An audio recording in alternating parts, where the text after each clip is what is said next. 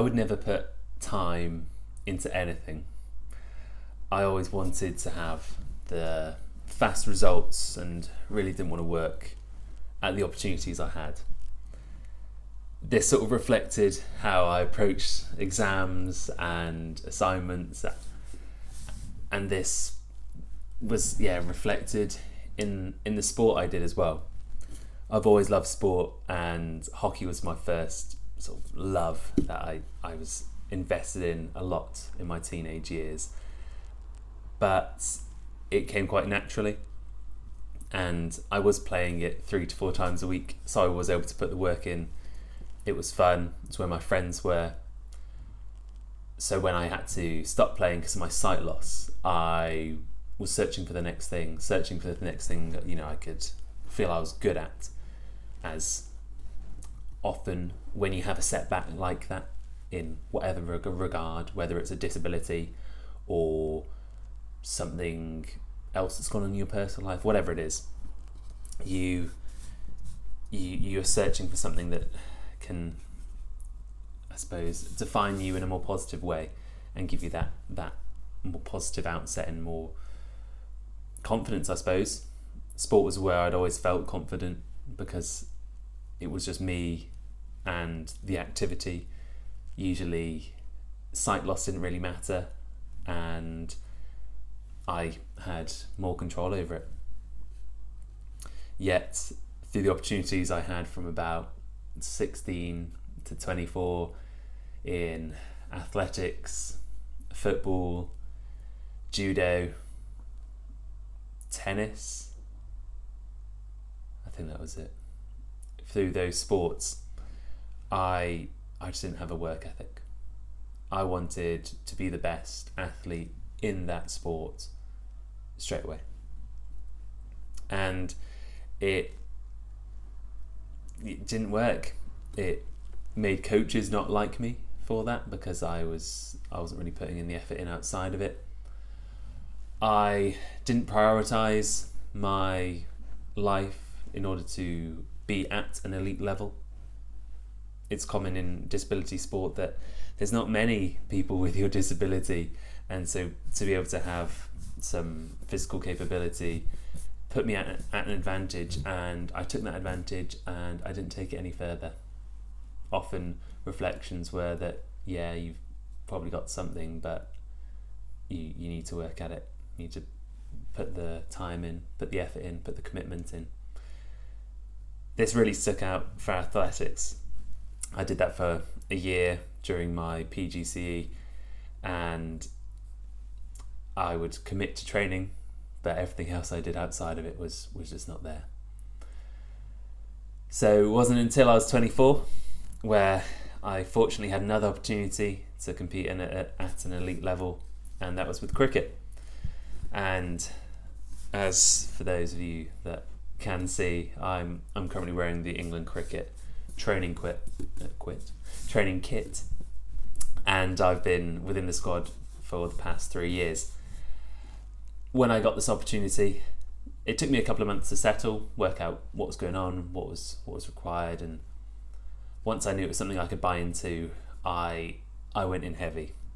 I knew that this would be an opportunity that I need to take. I was 24, still relatively young, but I was right at the beginning of my journey within cricket.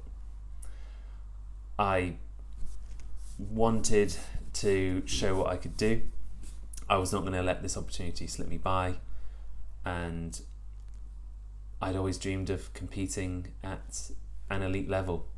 When I was playing hockey, that was always the goal, was to get as close as I could towards England or GB, but that was taken away with me without any of my control. So now that I had the control, where my vision impairment made me part of the squad, it was all about my ability.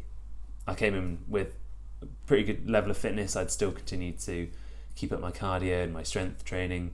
I'd played a lot of vision impaired rugby, which was at a high level but didn't require the same amount of commitment as England cricket were expecting me.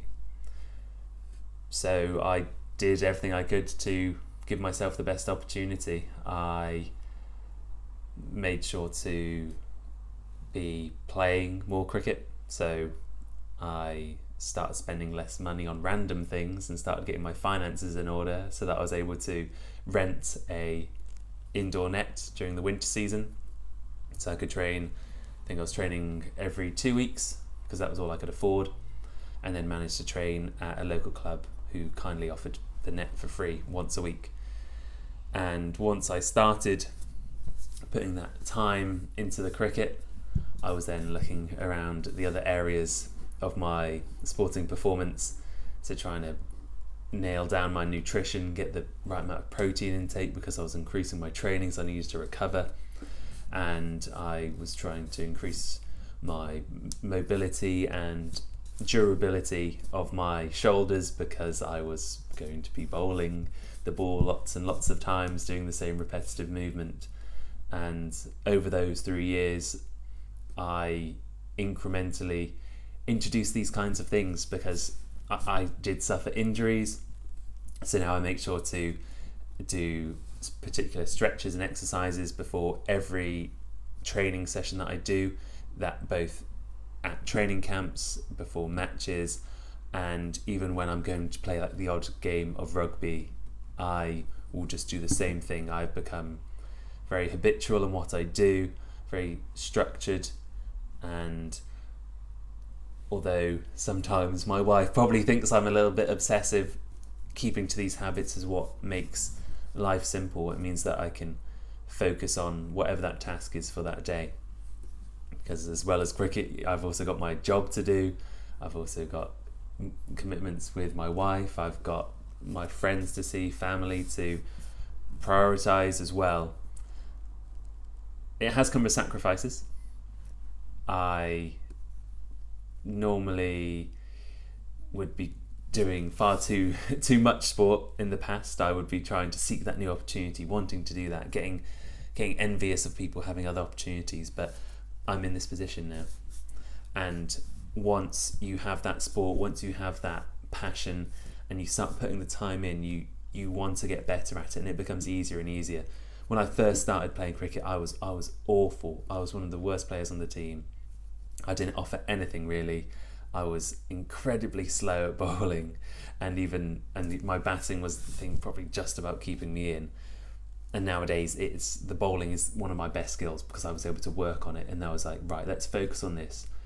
This requires less of use of my vision, so I'm able to commit more into this. And just generally keeping fit was what I'd always done, so that being able to do that and excel in the fitness part has also sort of kept me around.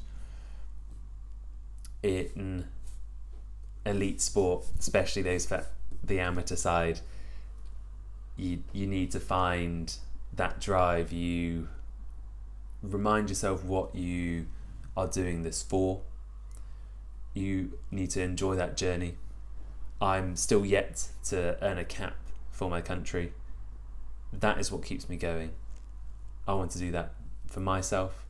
I want to do it for the time that my dad put in when I was younger for my hockey, because I wasn't able to do that. And I know that's nothing I can control, but accepting that there's going to be those sacrifices, accepting that you're going to need to adjust your life to fit around the amount of fitness you're doing and sport-specific training.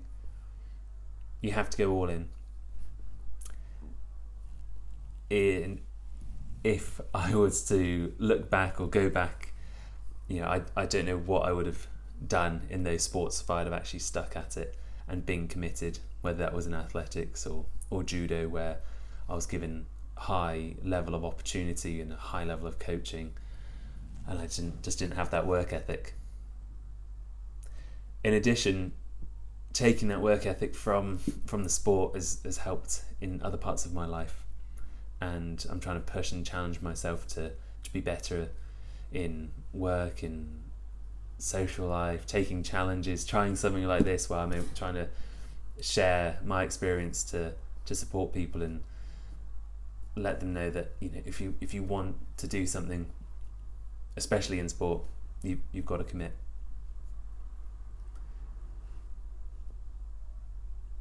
I think as a final point, you need to surround yourself with people that are like-minded, whether that's friends that just enjoy fitness or consuming content through books, podcasts, or YouTube, where people are also striving for a high level of sporting performance. Being amongst those people, whether that's physically or virtually, you are more reassured and more driven, and you feel more supported. I often feel quite isolated in terms of that want to drive and be the best elite amateur athlete I could possibly be,